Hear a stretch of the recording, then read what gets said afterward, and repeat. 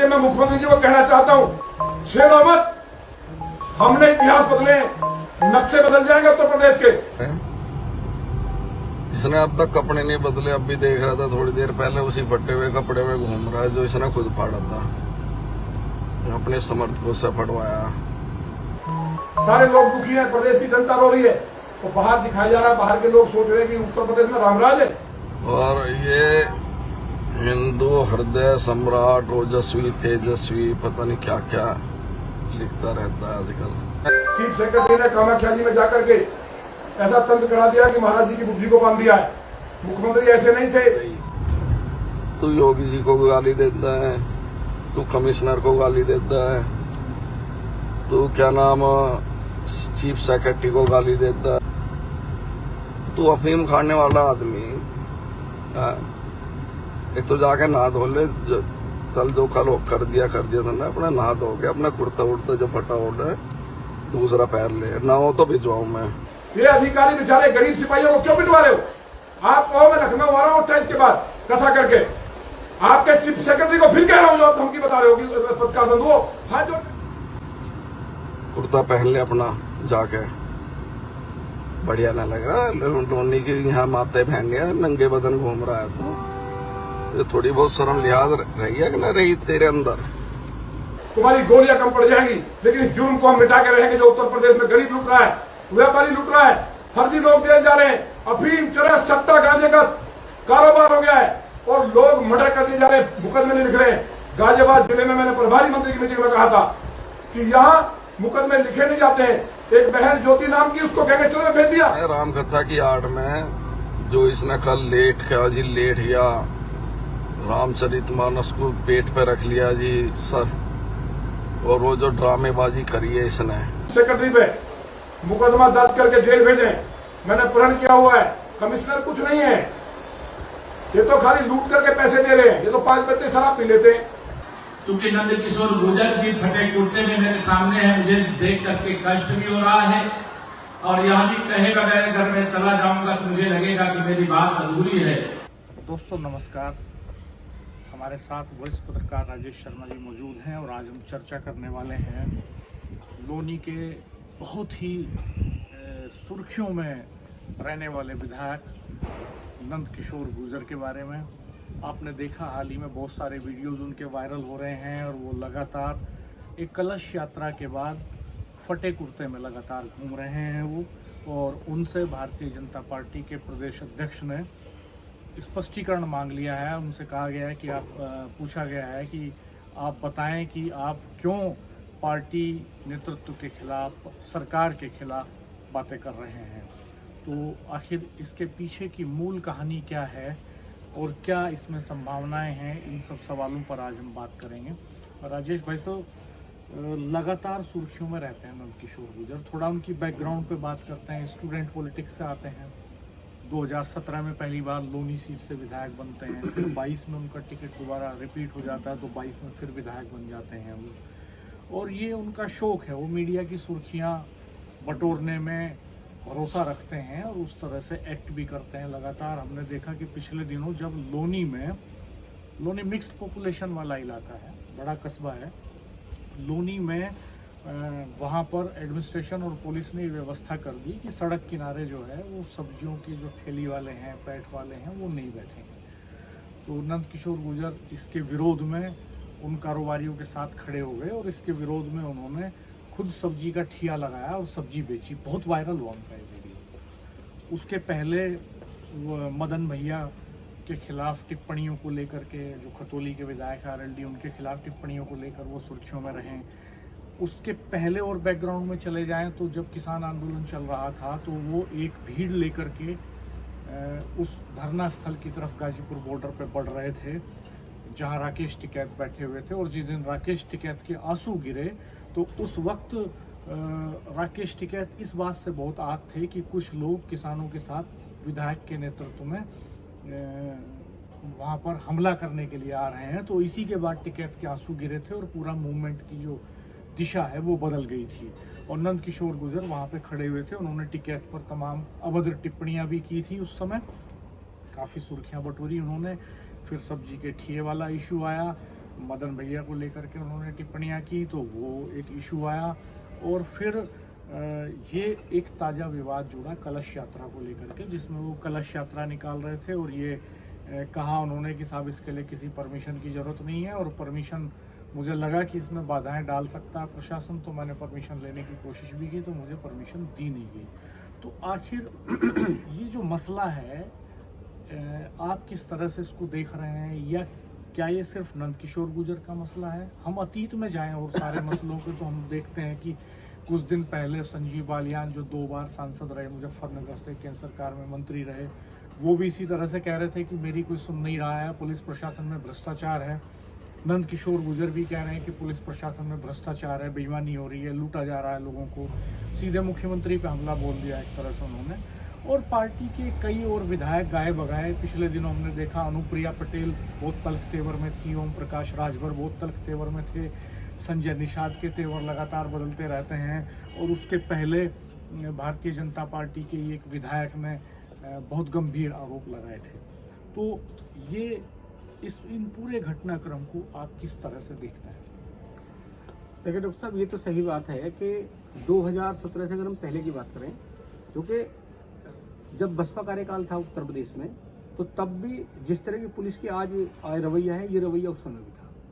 और हमारे देश की क्या, हमारे प्रदेश की जो राजनीति है, हमारे देश के राजनेता ये चाहते हैं कि जब वो सत्ता में हों तो जो उन्होंने मुंह से निकाल दिया ऐसा सब सिस्टम हो जाए। ये सिर्फ नेताओं के लिए हो, आम जनता के लिए ना हो। तो एक तो ये मलाल है जो नेता, अब मैं अगर नंदकिशोर गुर्जर की बात करूं तो अभी जब खतौली की ताज़ी घटना, जब खतौली में उपचुनाव था, अभी आपने बताया अभी, तो वहाँ मदन भैया चूँकि चुनाव लड़ रहे थे रालोद से, तो आपने वहाँ जाकर पूरा बवाल कर दिया। हालांकि वो सब सुर्खियों में रहा कि वहाँ कई गाँव के लोगों ने विरोध भी किया नंदकिशोर गुर्जर का, कि आप मदन भैया का विरोध कर रहे हो। तो वहाँ तो वो इतने सिद्धांत की बात कर रहे थे कि भाजपा से बड़ी दुनिया में कोई पार्टी नहीं है, भाजपा से बड़ा सिद्धांत देश की किसी दुनिया की किसी पार्टी में नहीं है। और उत्तर प्रदेश की जो प्रशासनिक मशीनरी है, जो अधिकारी हैं, उनसे बेहतर पूरी दुनिया में कोई अफसर ही नहीं है। और लगातार हम लोग देखते हुए रहे। और ये एकाएक बीच में फिर कुछ मामला आया, चूँकि हमें लगता है कि कहीं ना कहीं ये जब होता है कि जब विधायकों के या मंत्रियों के, जब उनके अपने स्वार्थ सिद्ध नहीं होते इंडिविजुअल, और वहाँ अफसर बीच में आ जाते हैं और वो विरोध करते हैं। तो आजकल नेताओं में, खासकर भाजपा के नेताओं की बात करूं, तो भाजपा के नेता जिस तरह रंग बदलते हैं ना, एकदम तो वो एकदम हिंदुत्व की बात करने लगते हैं, फिर वो कभी एकदम जो है, कभी हिंदुत्व की बात करेंगे तो कभी एकदम वर्ग पा जाते हैं। तो कहीं ना कहीं भाजपा के, क्योंकि सिद्धांत भाजपा के नेताओं का, अधिकांश लोगों का ऐसा है कि वो कहीं ये कहते हैं कि भाई ऐसी पार्टी शासन भाजपा का आया कि आज तक आज़ादी के बाद ऐसा शासन नहीं आया। तो जहाँ तक नंदकिशोर जी के बहुत सारे मसले हैं राणा जी, हालांकि वो गाजियाबाद के भाजपा के जिला अध्यक्ष भी रहे, और जिस तरह वहाँ हिंदुत्व के नाम पे काम किया। दासना एक ऐसा मठ है माता मंदिर का, वहाँ चूँकि स्वामी जी हैं यति नरसिंह सरस्वती, तो दासना में मठ है, वो बहुत, वहाँ बहुत बवाल भी होता है, क्योंकि दासना मुस्लिम बाहुल एरिया है, और मुस्लिम बाहुल एरिया के बीच से वो दासना में मंदिर में जाना होता है, अक्सर वहाँ विवाद होता है। और हमने नंदकिशोर गुर्जर को वहाँ अक्सर बैठते देखा, सरकार में भी देखा कि भाई वहाँ एक दौर वो भी देखा जब 2017 में बीजेपी की सरकार बनती है, तो उन्होंने वहाँ पूरी पुलिस फोर्स लगा दी थी दासना के रास्ते पे, वहाँ कोई बोलता नहीं था। और लगातार दासना की राजनीति चली। अब से 8 महीने पहले दासना बहुत विवादित रहा, पूरा बवाल रहा। यदि जो नरसिंह सरस्वती, उन्होंने बहुत सारी बात कही। उस समय यहाँ ये भी आए थे, नंदकिशोर भी आए थे। तो जब ये नंदकिशोर जी आए थे तो कहीं ना कहीं शासन को ये था कि भाई विवाद मत करो, क्योंकि विवाद बहुत बड़ा हो गया था, हिंदू मुस्लिम तक होने की बात आ गई थी।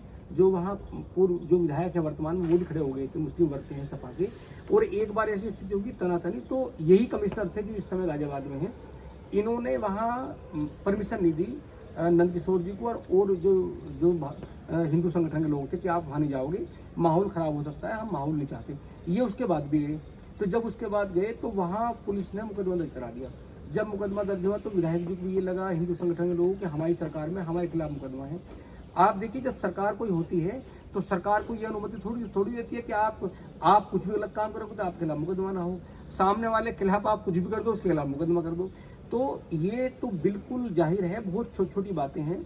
मैं कल वहाँ अपने साथी हैं, उनसे बात की मुझे नंदकिशोर जी का, तो ये सारा मसला तो राणा जी विवाद स्वार्थ का है, स्वार्थ सिद्ध नहीं होंगे। अब चूंकि जैसा कथा के विवाद है, तो कथा पहले भी निकली है, अगर ये बात पब्लिक डोमेन में आई तो पब्लिक डोमेन में तो ये है कि आप कथा कर रहे हो तो आपको परमिशन लेनी पड़ेगी, आप चाहे विधायक हो सांसद हो। अगर आपके प्रशासनिक मशीनरी से अच्छे रिलेशन है तो आप मतलब उसकी परमिशन आपको टोकता नहीं। और अगर आपको लग रहा है कि आपके रिलेशन ठीक नहीं है तो प्रशासन भी तो कहीं ना कहीं देखता है। और वो ये भी बताया कि जिस रास्ते से वो कलश यात्रा निकल रही थी वहाँ आगे दूसरे समुदाय के लोग रहते हैं, तो वहाँ टकराट की संभावना जरूर होती। तो पुलिस ने इसे रोक दिया कि अगर पुलिस परमिशन देती तो रास्ता दूसरा देती या उस रास्ते पे अधिक पुलिस की संख्या तैनात करती। तो परमिशन नहीं ले, आप चल दिए पुलिस फौज को लेकर कि भाई हम कलश यात्रा को जा रहे। तो ऐसे भी नहीं कि आप हिंदुत्व के आड़ में या अध्यात्म के आड़ में आप कानून व्यवस्था खराब करने के तो आपको अधिकार नहीं। ठीक है, विधायक आप भी हो। और ये बहुत सारे हमने वो भी देखा जब 2019 में पूरा किसानों का मूवमेंट चल रहा था, वहाँ किसान बैठे हुए थे तो राकेश टिकैत को लेकर वहाँ के पास पहुँच गए, पता नहीं क्या क्या कहा। तब भी वो संज्ञा दिए कि भाजपा ने इतना बड़ा काम कर दिया किसानों के लिए, भाजपा जैसी पार्टी नहीं है। और आज हमने वो शब्द भी सुने, वो 2 दिन पहले एक मीडिया के सामने बात कर रहे हैं कि मैं अपने दिल में बहुत सारे राज छुपाए बैठा हूँ, अगर मैंने राज खोल दिए तो उत्तर प्रदेश सरकार आज़ादी के बाद में सबसे भ्रष्ट सरकार दिखाई देगी। हाँ, और उन्होंने ये भी कहा उन्होंने कि मैं मुख्यमंत्री को चेतावनी देना चाहता हूँ कि उत्तर प्रदेश का नक्शा बदल जाएगा अगर हमें छेड़ने की कोशिश की गई। तो इस तरह की बातें हैं। नहीं, कपड़े नहीं बदल रहे वो। भाई चलो कपड़ा फट गया, कपड़ा पुलिस ने फाड़ा या आपने, जब टकराव होता है तो पुलिस का काम है, पुलिस तो करती है। आप बताइए कि आपके पास कोई कपड़े नहीं दूसरे, या आप कैसा परसेप्शन करना चाहते हैं? राजनीतिक प्रतिद्वंदी हैं मनोज धामा, जो खुद भी चेयरमैन रहे लोनी नगर पालिका के और इस वक्त उनकी पत्नी है वहाँ नगर पालिका की चेयरपर्सन। तो मनोज धामा जेल चले गए थे। माना गया कि उनके जेल जाने के पीछे हाथ था नंदकिशोर गुर्जर का। तो दोनों के बीच में कड़ी राजनीतिक प्रतिद्वंदिता है। तो कल परसों एक वीडियो बड़ा वायरल हुआ, फेसबुक लाइव किया मनोज धामा ने एक, और उन्होंने कहा कि भाई आप फटे कुर्ते में घूम रहे हो, ये ठीक नहीं है, अशालीन है, महिलाओं के बीच में, बुजुर्गों के बीच में आप फटा कुर्ता लिए घूम रहे हो। और उन्होंने तो यहाँ तक भी कहा कि कहो तो मैं कुर्ता भिजवा दूँ, और मैंने बहुत कुर्ते सिलवाए हैं तुम्हारे। इस तरह की बातें हुई। तो कुल मिलाकर के अब ये जिस लेवल पर लड़ाई चली गई है, क्या आपको लगता है इसका कोई समाधान निकल पाएगा, या पार्टी नेतृत्व नंदकिशोर गुर्जर के तर्कों से सहमत हो जाएगा, या उनके ऊपर कोई कार्रवाई हो जाएगी? क्या 2027 में नंदकिशोर गुर्जर तीसरी बार वहाँ से भारतीय जनता पार्टी के प्रत्याशी होंगे, या उनके टिकट पर भी इससे खतरा मंडरा जाएगा? क्या मुख्यमंत्री योगी आदित्यनाथ इस कदर उनसे नाराज हो जाएंगे कि उनका टिकट नहीं हो पाएगा, या वो कौन सी ताकत है? जैसे मुख्यमंत्री योगी आदित्यनाथ बहुत ताकतवर नेता हैं भारतीय जनता पार्टी के, और उनको इस विकल्प के तौर पे भी देखा जा रहा है कि आने वाले समय में वो केंद्रीय नेतृत्व में बड़ी भूमिका निभा सकते हैं। तो इतने ताकतवर नेतृत्व को टक्कर देना किसी एक विधायक के बूते की बात नहीं है। वो कौन सी ताकत है जिस पे खड़े होकर, जिसके सपोर्ट से नंदकिशोर गुर्जर मुख्यमंत्री के खिलाफ मोर्चा खोल दे रहे हैं? आपको क्या लगता है? डॉक्टर साहब, दरअसल क्या है ना कि जब 2 बार विधायक होते हैं तो नेता ओवर कॉन्फिडेंस में चले जाते हैं। लोनी ऐसी विधानसभा है कि लोनी में उनके प्रतिद्वंदी मदन भैया हैं, मजबूत प्रतिद्वंदी हैं, वो पहले विधायक भी रहे वहाँ से। और चूंकि भाजपा जब पीक पे थी, बहुत ज़्यादा हिंदुत्व के पीक पे थी, तो तब वो नंदकिशोर गुर्जर वहाँ से चुनाव जीत का आए, 2022 में पीक पे जीत का आए। अब कहीं ना कहीं ये जो ड्रामा हुआ, जो उन्होंने कहा कि भाई अगर मैं राज खोल दूंगा तो ये ऐसा लगेगा तो कि उत्तर प्रदेश में बहुत भ्रष्ट सरकार है, आज़ादी के बाद पहली बार आई, और वो लगातार फटा कुर्ता पहनने का लेकर के वीडियो इशू किए हैं। समाजवादी पार्टी के नेता अखिलेश यादव ने इसको लेकर के ट्वीट किया। उन्होंने कहा है कि नंदकिशोर गुर्जर भारतीय जनता पार्टी के विधायक हैं और वो ये एलिगेशंस लगा रहे हैं, तो इनको डिनाई नहीं किया जा सकता। उन्होंने कहा कि आम जनता परेशान है, भ्रष्टाचार चरम पे है, महंगाई चरम पे है, बेरोजगारी चरम पे है, और अपराध नियंत्रण हो नहीं रहा है, और यही एलिगेशंस लगा रहे हैं नंदकिशोर गुर्जर। उनका वीडियो शेयर किया, उसको ट्वीट किया अखिलेश यादव ने, और कांग्रेस ने उस पर बाकायदा वीडियो शूट किए हैं बहुत सारे, उनकी IT टीम ने, और वो उसको वायरल कर रहे हैं। तो विपक्ष ने तो इसको एक मुद्दा बना दिया। नहीं डॉक्टर साहब, ये तो है, ये तो आपको मानना पड़ेगा। जब विपक्ष ने मुद्दा बनाया, जब ट्वीट किया उत्तर प्रदेश के पूर्व मुख्यमंत्री ने, तभी उत्तर प्रदेश भाजपा के प्रदेश अध्यक्ष भूपेंद्र चौधरी जी ने नोटिस दिया कि भाई आप सरकार की किरकिरी कर रहे हो। और नोटिस कोई भूपेंद्र चौधरी ने नहीं दिया, वो उसमें लिखा हुआ लेटर में कि राष्ट्रीय अध्यक्ष JP नड्डा के कहने पे निर्देशानुसार नोटिस दिया।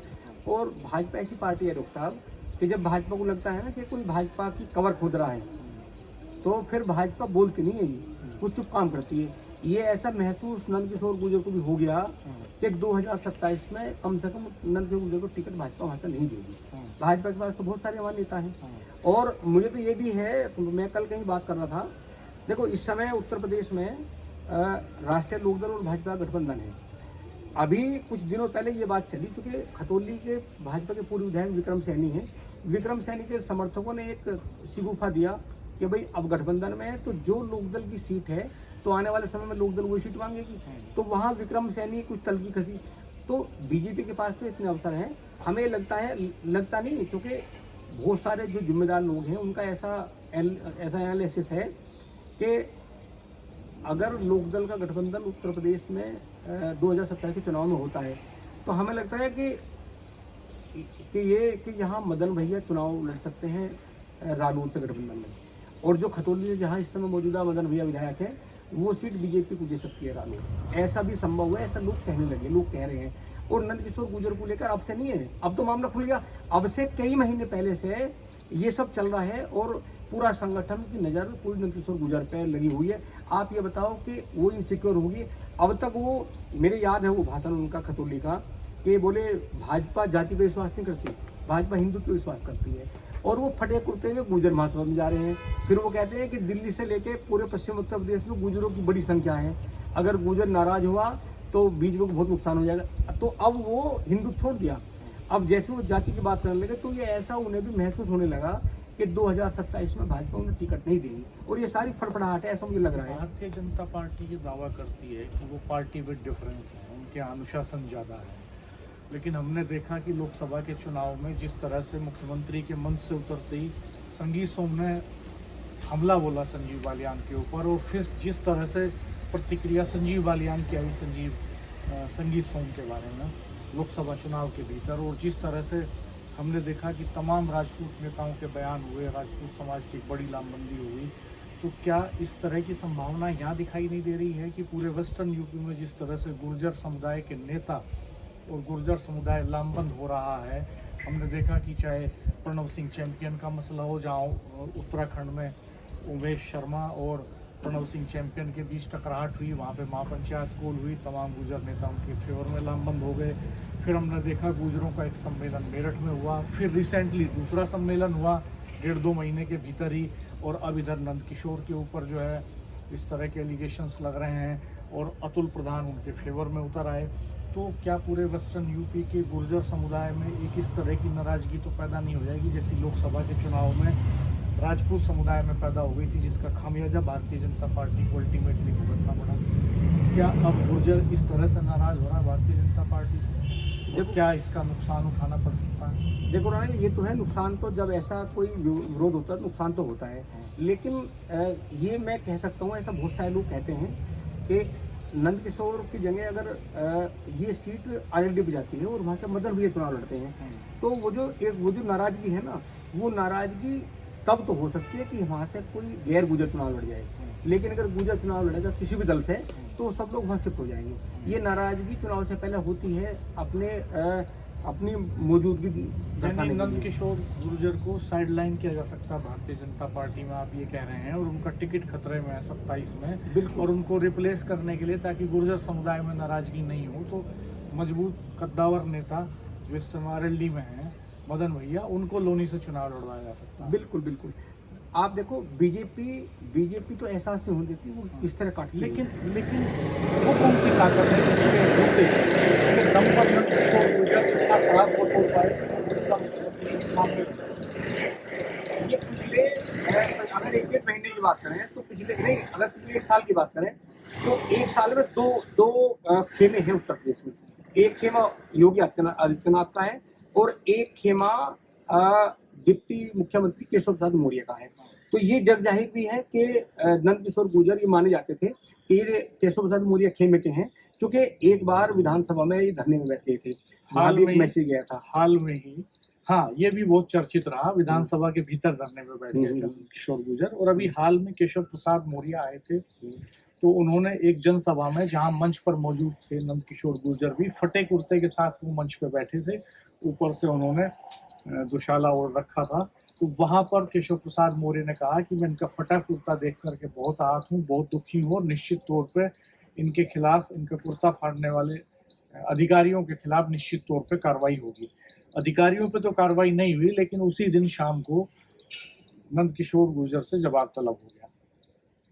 अब राणा जी, हमें लगता है कि या तो केशव प्रसाद मौर्य वो लाबी बनाने का प्रयास करते हैं, लेकिन जिन विधायकों की या सांसदों की लाबी बनाते हैं उनकी सुरक्षा नहीं कर पाते। अभी हम बात करें लखीमपुर खीरी में लगभग 8 महीने पहले एक अधिवक्ता ने योगेश वर्मा विधायक है भाजपा को चांटा मार दिया, थप्पड़ मारा, वो पूरा सुर्खियों में रहा और सोशल मीडिया पर खूब चला। उसको लेके इन्होंने कहा केशव मौर्य ने कि ये, तो वो विधायक केशव मौर्य के पक्ष में गए और जैसे ही उस तरफ गए तो वो विधायक को, वो तो अभी भी कहते हैं कि उन्हें आज तक इंसाफ नहीं मिला।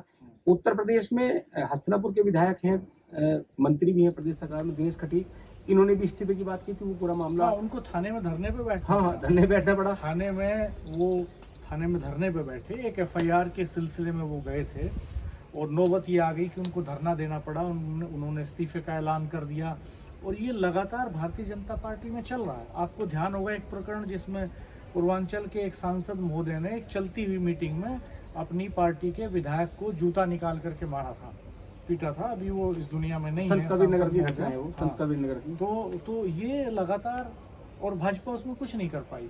कोई अनुशासनात्मक कार्रवाई भारतीय जनता पार्टी के लेवल से, संगठन के लेवल से नहीं हुई उसमें भी। तो हम देखें, चाहे संजीव बालियान और संगीत सोम की टकराहट हो, उसमें कोई कार्रवाई पार्टी संगठन के लेवल से नहीं हो पाई। तो क्या आपको संभावना लगती है कि नंदकिशोर गुर्जर के ऊपर कोई कार्रवाई होगी? हमें लगता है अभी तो बहुत ज़्यादा कोई कार्रवाई नहीं होगी, अभी तो सवाल जवाब का मामला होगा।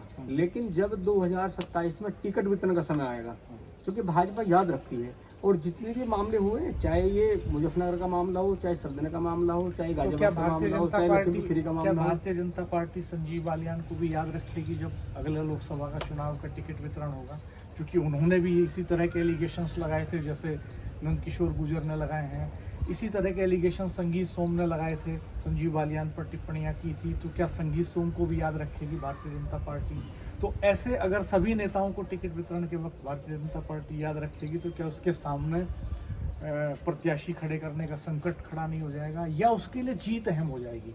हम ये देखते हैं कि भारतीय जनता पार्टी जब टिकट वितरण करती है तो उसके लिए कैंडिडेट विनिंग फैक्टर महत्वपूर्ण होता है। वो विनेबिलिटी देखती है, वो कैंडिडेट के ऊपर कितने दाग हैं। हमने देखा कि जब इलेक्शन होता है तो वो लखीमपुर खीरी प्रकरण में अजय मिश्रा टेनी जो हैं, उनके बेटे जेल भी जाते हैं, उनके ऊपर एलिगेशंस लगते हैं, लेकिन उनको मंत्री पद से उनको हटाया नहीं जाता, उनको रखती है बाकायदा सेफ्टी के साथ। हमने ये भी देखा कि किस तरह के एलिगेशंस एक समय में पलटू राम और ना जाने क्या क्या, और महिलाओं के बारे में क्या क्या टिप्पणियां एक समय में नीतीश कुमार कर रहे थे, लेकिन वो नीतीश कुमार आज प्रिय हैं, प्रधानमंत्री जी के साथ बैठते हैं मंचों पर। एक समय में भ्रष्टाचारी थे चंद्रबाबू नायडू, लेकिन अब वो पार्टी के साथ खड़े हैं, सरकार में साथ खड़े हुए हैं। और ये हमने देखा कर्नाटक के प्रकरण में भी, जहाँ एच.डी. देवगौड़ा जी के जो पोते हैं प्रसन्ना, वो किस तरह के मामलों में लिप्त पाए गए, और उससे ठीक पहले प्रधानमंत्री उनके साथ मंच शेयर कर रहे थे। तो आपको क्या लगता है कि भारतीय जनता पार्टी के लिए विनेबिलिटी इम्पोर्टेंट है, या वो आदर्श, ईमानदारी, नैतिकता, सदाचार ये इम्पोर्टेंट है? तो क्या उनको ऐसा नहीं लगेगा कि नंदकिशोर गुर्जर, चूँकि गुर्जर समुदाय में एक प्रभाव तो रखते ही हैं, 2 बार के एमएलए हैं और वो छात्र संघ के पदाधिकारी भी रहे हैं, एक्टिव रहे हैं, एक्टिव पॉलिटिशियन हैं, और हिंदुत्व का जो फैक्टर है भारतीय जनता पार्टी का, उस पर पोलराइजेशन करने के मास्टर भी हैं। और लोनी चूँकि बहुत मिक्स्ड पॉपुलेशन वाला इलाका है और वहाँ विनेबिलिटी बनती है भारतीय जनता पार्टी की पोलराइजेशन के फैक्टर पे ही। तो क्या अल्टीमेटली नंदकिशोर गुर्जर रिपीट नहीं हो जाएंगे? डॉक्टर साहब, एक वो कहावत है गांव की, गुप्त मार। बीजेपी का जो कल्चर है ना, वो मुंह में राम बगल में छुरी है। उन्हें लगता है कि जो बीजेपी ने कर दिया वो फाइनल है, उनके कोई बीच में टोके ना उन्हें। आप बताइए, अगर सत्ता का विधायक की बात प्रशासनिक अफसर नहीं सुनेंगे, तो वो जो सत्ता का विधायक है, जो संघर्ष किया, चुनाव लड़ा, इतने लोगों से वादे की, वो क्या कोई गैर सरकार में अपनी बात रखेगा? ये तो मुख्यमंत्री जी ने खुद कहा था, है ना। तो ये तो मैं आपको रोकना चाहूँगा, मुख्यमंत्री योगी आदित्यनाथ जी ने ये खुद कहा, उनका स्टेटमेंट है, सारे अखबारों में छपा। उन्होंने कहा कि थानों में नहीं जाए पॉलिटिशियंस, हमारे नेता, हमारे सांसद, विधायक थानों की नेतागिरी नहीं करें, वो नेतागिरी शब्द, थानों की शब्द यूज किया उन्होंने कोर्ट अनकोर्ट में, लेकिन उसके संकेत क्या थे ये जग जाहिर है। राणा जी, सबसे बड़े मामले अब जितने भी पूरे प्रदेश में, अगर मैं उत्तर प्रदेश की बात करूँ तो उत्तर प्रदेश में सबसे बड़े मामले थानों के होते हैं, झगड़े होते हैं, और हर प्रयास करता है कि भाई थाने के मामले ज़्यादा होते हैं, थाने के और तहसील के, और थाने तहसील के लिए विधायक होते हैं। अगर थाने तहसील में सत्ता के विधायक की बात नहीं मानेंगे अधिकारी, भाई हम कह रहे हैं जो अच्छी बात है वो तो मानो, आप किसी को प्रताड़ित थोड़ी करेंगे। ये तो जरूर कोई ऐसा फैक्टर है कि नंद किशोर गुर्जर को आज बगावत करनी पड़ी, भाई वो भाजपा के जिला अध्यक्ष रहे, 2 बार के विधायक हैं, तो कहीं ना कहीं तो ठीक है, उनके अपने स्वार्थ हो सकते हैं, पर तमाम स्वार्थ के काम थोड़ी है, जनता के काम के लिए भी जाते होंगे, तो इतना तो मोरल डाउन नहीं करना चाहिए किसी तो विधायक क्या का। आप ऐसा देख रहे हैं कि जैसे राजपूत समाज की नाराजगी हमने लोकसभा में देखी, तो अब आने वाले 27 के विधानसभा चुनावों में त्यागी समाज की नाराजगी हमने उसमें देखी, और वो दोनों क्या डाइल्यूट होगी? क्या गुर्जर समाज भी अब इसमें शामिल हो गया है? गुर्जर समुदाय की भी एक बड़ी नाराजगी इसमें देखने में आ सकती है। क्या हिंदुत्व का जो फैक्टर भारतीय जनता पार्टी का है वो कमज़ोर पड़ रहा है? कास्ट लेवल पे डिवीजन हो रहा है, कास्ट लेवल पे रीऑर्गेनाइज हो रही है यूपी की पॉलिटिक्स। क्या 27 में इसका नुकसान भारतीय जनता पार्टी को हो सकता है? आपको क्या लगता है? राणा जी, आज़ादी के लगभग 70-72 साल बाद आज तमाम जातियां जागरूक हुई हैं, और राजनीतिक महत्वाकांक्षी तमाम है, सब हैं। तो अब चूंकि आज हम 2025 में हैं, 2027 में उत्तर प्रदेश में चुनाव है, तो आप ये मान लो कि क्योंकि तमाम जातियां जागरूक हुई हैं, सब चाहती हैं कि हमारी भागीदारी राजनीति में हो, और इसका एक तरीका लोकतंत्र में यह है कि आप अपना शक्ति प्रदर्शन करें, आप अपनी मीटिंग करें, मुद्दे उठाएं अपने। तो क्या है, अब तमाम पार्टियों ने क्या कर दिया कि चुनाव से पहले सर्वे एजेंसी सर्वे कराती हैं, और सर्वे में वो बात करती हैं कि कौन उनके लिए, अगर कोई 3 बार का विधायक भी है, अगर सर्वे में ये लगा कि इस बार ये हार सकते हैं तो उसे चेंज कर दें, चाहे कितना प्रभावशाली है। तो ये जो नंद किशोर गुर्जर है, अभी ये कहना तो मुश्किल है, हालांकि उन्हें ऐसा महसूस हो रहा है कि उन्हें टिकट नहीं मिलेगा, पर लेकिन ये जरूर है कि बीजेपी जो सर्वे करेगी, हो सकता है कि उनसे मजबूत आदमी, मजबूत नेता उसी वर्ग का कोई हो जाए, उस पर दाव खेल जाए, क्योंकि अब तो जातियों का इतना बड़ा प्रभाव हो गया। पार्टियां एक तरफ हिंदुत्व की बात करती हैं और एक तरफ पूरा विधानसभा वार कास्ट का पूरी केमिस्ट्री अपने साथ रखती है, और कास्ट की केमिस्ट्री के हिसाब से टिकट देती है। दोस्तों, आप क्या कहते हैं 2027 कैसा होने जा रहा है भारतीय जनता पार्टी के लिए? ये जो कास्ट लेवल पे महत्वाकांक्षाएं बढ़ रही हैं जातियों के नेताओं की, और जातियों की जो महत्वाकांक्षाएं बढ़ रही हैं राजनीतिक लामबंदी की, राजनीतिक भागीदारी की, राजनीतिक हिस्सेदारी की, उसका नतीजा क्या होगा?